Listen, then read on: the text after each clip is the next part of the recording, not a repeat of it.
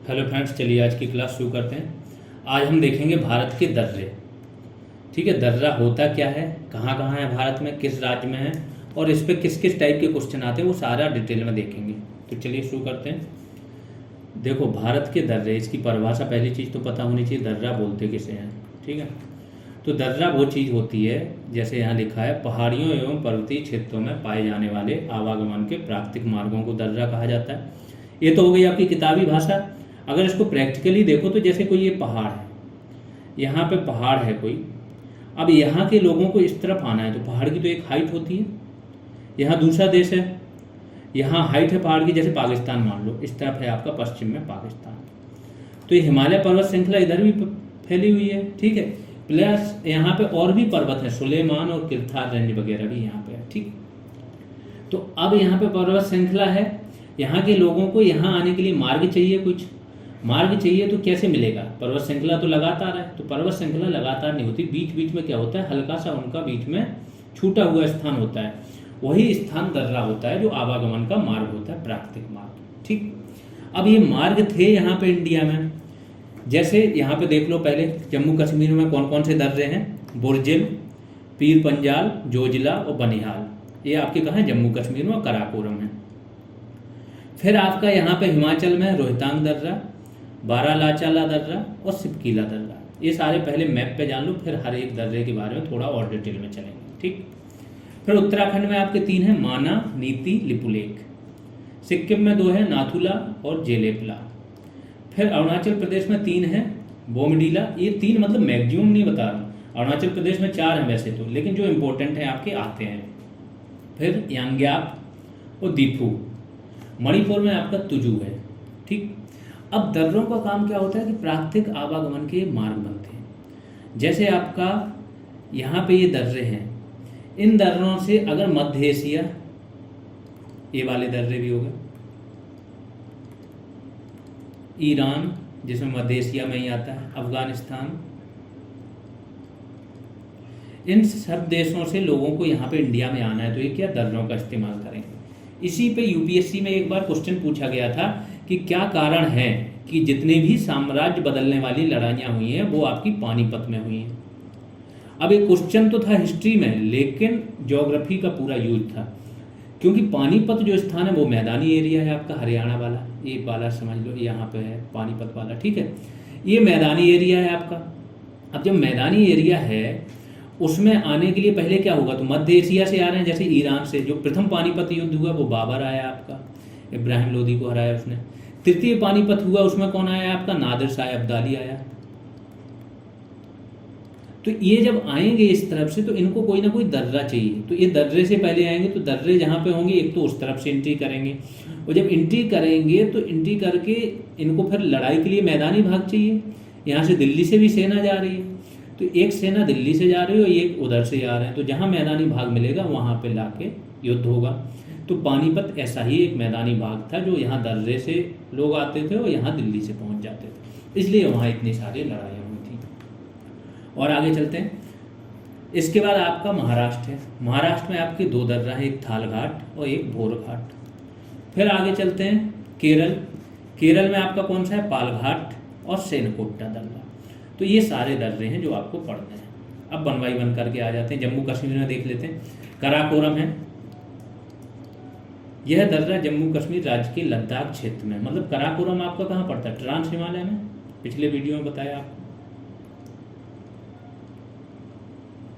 कराकोरम पहाड़ियों के मध्य स्थित है। इस दर्रे से होकर कंद या तारिम बेसिन को मार्ग जाता है। ठीक है, कंद बेसिन या तारिम बेसिन को जाता है। यह भारत का सबसे ऊंचा दर्रा है, यहाँ से चीन को जाने वाली एक सड़क भी बनाई गई है।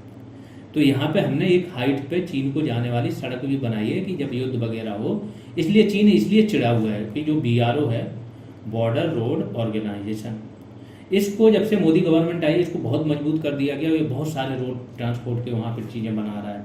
तो चीन इसलिए भी चिढ़ा हुआ है कि ये वहाँ पर जाके अपना इंफ्रास्ट्रक्चर बना रहे हैं, तो युद्ध वगैरह के लिए तैयार हो रहे हैं। फिर दूसरा दर्रा है आपका जोजिला दर्रा। यह दर्रा जम्मू कश्मीर राज्य की जास्कर श्रेणी में है। जो मैंने बताया था 3 श्रेणियाँ हैं आपकी ट्रांस हिमालय में, कराकोरम, लद्दाख और जास्कर। जोजिला दर्रे का निर्माण सिंधु नदी द्वारा हुआ है।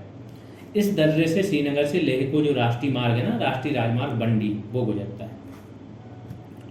फिर है बुर्जिल दर्रा, तो ये भी पूछ लेते हैं कि जो NH बंडी है जम्मू कश्मीर वाला, वो कहाँ से गुजरता है, किस दर्रे से। तीसरा दर्रा है आपका बुर्जिल दर्रा, यह श्रीनगर को गिलगित से जोड़ता है। यह दर्रा कश्मीर और मध्य एशिया के बीच आवागमन का, तो देखो बुर्जिल दर्रा जो है कश्मीर और मध्य एशिया के बीच क्या है, आवागमन का प्राकृतिक मार्ग है, पारंपरिक मार्ग। तो जितने भी आक्रमणकारी आ रहे थे मैक्सिमम यहीं से आएंगे। फिर चौथा दर्रा है आपका पीर पंजाल दर्रा, यह दर्रा जम्मू कश्मीर राज्य के दक्षिण पश्चिम में स्थित है।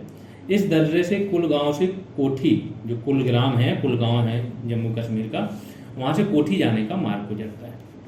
फिर है बनिहाल दर्रा, ये भी जम्मू कश्मीर में है। जम्मू कश्मीर राज्य के दक्षिण पश्चिम में पीर पंजाल श्रेणियों में स्थित इस दर्रे से जम्मू से श्रीनगर जाने का मार्ग गुजरता है। जवाहर सुरंग भी आपकी कहाँ है, यहीं इसी में स्थित है। फिर हिमाचल प्रदेश देख लेते हैं। थोड़ा सा देखो, किसी भी दर्रे के बारे में थोड़ी सी इन्फॉर्मेशन भी कभी कभार पूछ लेते हैं कि किस को जोड़ता है, कहाँ के लिए मार्ग जाता है, कोई सुरंग वगैरह हो तो वो पूछ लेते हैं। यह हिमाचल प्रदेश की जास्कर श्रेणी में है।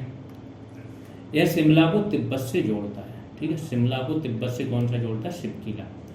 यहाँ भारत की व्यापार पोस्ट, एक चेक पोस्ट होती है व्यापार के लिए, तो भारत की तिब्बत के साथ व्यापार पोस्ट नाथुला और लिपुलेख उत्तराखंड में 2 स्थित हैं, ठीक है। नाथुला कहाँ है आपकी, सिक्किम में, और लिपुलेख आपकी कहाँ है, उत्तराखंड में। ये 2 अलग अलग हैं और ये यहाँ पे भी शिवकीला में भी एक स्थित है आपकी, ठीक है। फिर आते हैं यहाँ से भारतीय राष्ट्रीय राजमार्ग कौन सा, 5 गुजरता है।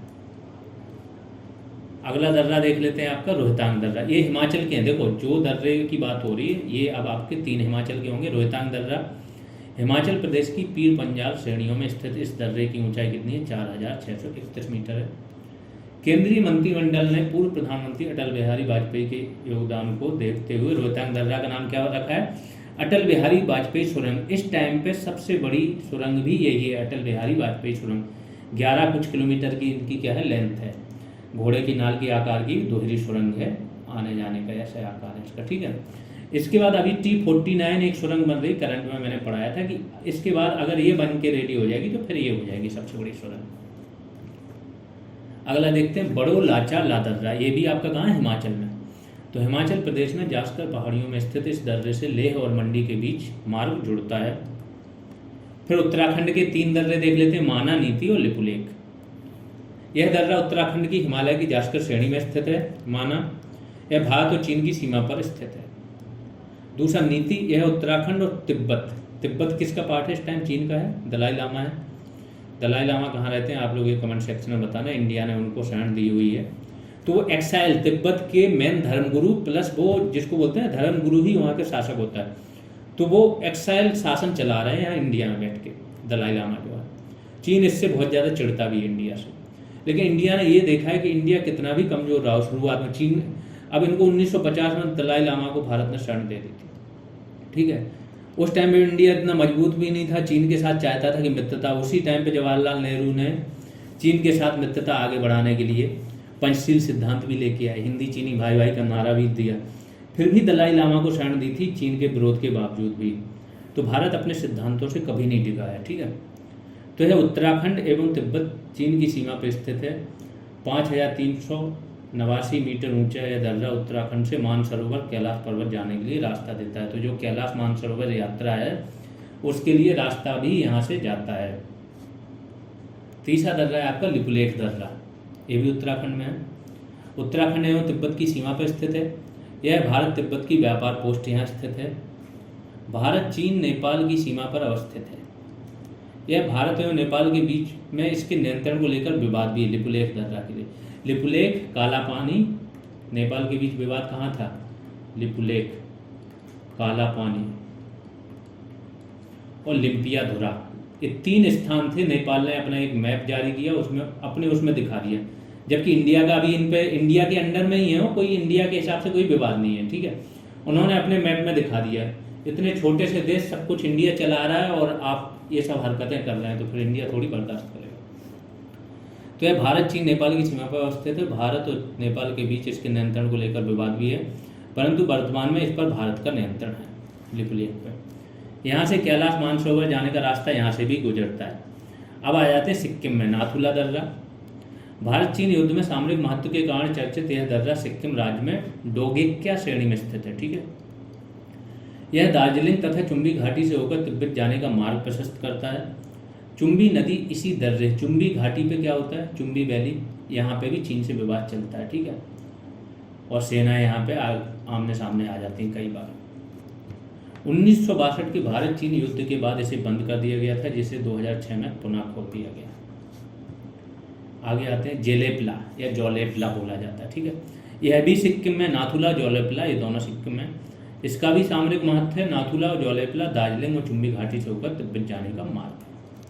फिर अरुणाचल प्रदेश में देख लेते हैं, बोमडीला अरुणाचल प्रदेश के उत्तर पश्चिमी भाग में स्थित है। इस दर्रे से तवांग घाटी होकर तिब्बत जाने का, तो तिब्बत अगर जाना है तो आप अरुणाचल प्रदेश से ऐसे जा सकते हो। अरुणाचल प्रदेश के एक बड़े हिस्से पर चीन अपना भी बताता है कि हमारा उसका पार्ट है। बहुत सारे यहाँ के गाँव के और जो राज्य है, कस्बे, उनके नाम भी चीन बदलता रहता है अपने हिसाब से, लेकिन उसका कोई फर्क नहीं पड़ने वाला।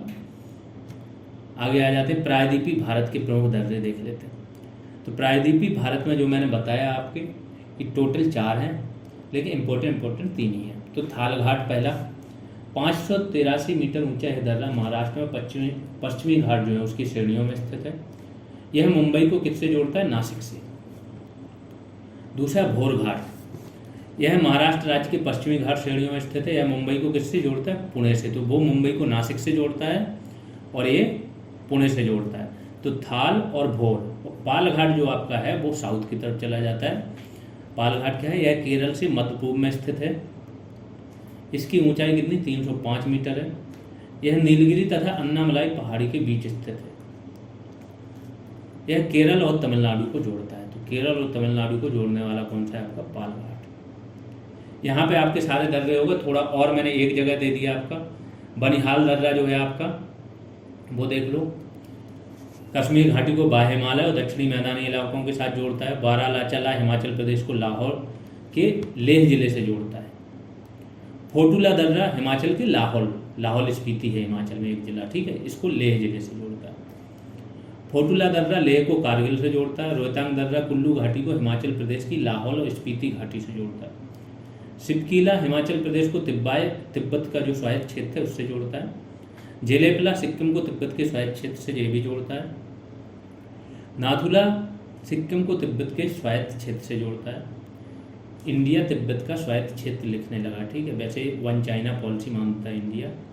अब इंडिया ने जिक्र करना वन चाइना पॉलिसी का पिछले 10-12 साल से बंद कर दिया। पहले ये चीन बोलता था इसको। ठीक है, लिपुलेख दर्रा क्या है, भारत की चौड़न घाटी को तिब्बत के स्वायत्त क्षेत्र से, यह उत्तराखंड, चीन और नेपाल के टाई जंक्शन पर स्थित है। लिपुलेख दर्रा जो है आपका। खारदुंगला कहाँ है, लद्दाख को सियाचिन ग्लेशियर से जोड़ता है। यह विश्व का सबसे ऊंचा मोटर वाहन योग्य दर्रा है खारदुंगला। अभी एक सड़क बनी है विश्व की सबसे ऊंचाई पर स्थित मोटर वाहन योग्य सड़क। ये आपको बताना है, 6 महीने पहले का करंट है। और बोमडीला आपका कहाँ है, अरुणाचल प्रदेश में। तो यहाँ पे आपके सारे दर्रे हो गए समाप्त। ठीक है, जिसने भी शेयर नहीं किया इस चैनल को शेयर कर दीजिए। जिसने ऐप डाउनलोड नहीं किया वो जीएस रेवोल्यूशन करके, जीएस रेवोल्यूशन आप कहीं पे भी सर्च करो आपको ये चैनल मिल जाएगा। चाहे आप यूट्यूब पे सर्च करो, चाहे टेलीग्राम पे सर्च करिए तो मिल जाएगा। इसके बाद चाहे आप प्ले स्टोर पर सर्च कीजिए, ये चैनल मिल जाएगा। इसको आप ऐप डाउनलोड करके, ऐप पे हमारा बैच चल रहा है, पेड बैच चल रहा है, फीस 299 है। और उसके बारे में और भी डिटेल आपको चाहिए, वीडियो के लिए बैच चल रहा है। बाकी जो आर वगैरह चल रहा है, कर रहे हैं तैयारी। और भी जिसमें भी जीएस आता है, यूपीपीसीएस की अगर आप कर रहे हो, जीएस आता है आपका, तो सब्जेक्ट वाइज जीएस चल रहा है। पॉलिटी हमारी उसमें ख़त्म होने को है। ठीक है, तो वो बैच भी आप ज्वाइन कर सकते हो। किसी भी बैच के बारे में जानकारी अगर आपको चाहिए तो आप इसके डिस्क्रिप्शन में, किसी भी वीडियो के डिस्क्रिप्शन में चले जाइए, या फिर एक पिंड कमेंट होता है, कमेंट सेक्शन में जाएंगे तो हर वीडियो में एक पिंड कमेंट होता है, उसमें आपको सारी डिटेल मिल जाएगी। अभी के लिए इतना ही, धन्यवाद।